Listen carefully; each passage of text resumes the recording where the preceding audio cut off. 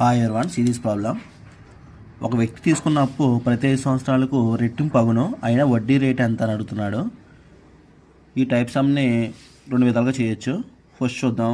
First method, ఇక్కడ principal amount 1 అనుకుందాము, వడ్డీ 1 అనుకుందాము. ఎందుకంటే రెట్టింపు అన్నాడు, ప్రతి 5 సంవత్సరాలకు రెట్టింపు అన్నాడు కాబట్టి ప్రిన్సిపల్ అమౌంట్ 1 అనుకున్నాను, ఇంట్రెస్ట్ 1 అనుకున్నాను.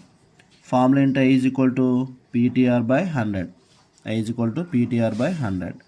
ఇక్కడ ఏమడుగుతున్నాడు మనకి? వడ్డీ రేట్ ఎంత అంటే R అడుగుతున్నాడు. I value 1, principal value 1, time ఎంత ఇక్కడ 5 years into R find out చేయాలి by 100.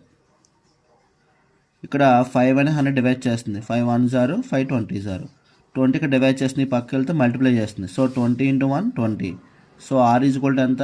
20%. So rate of interest ఎంత? 20%. ఇదే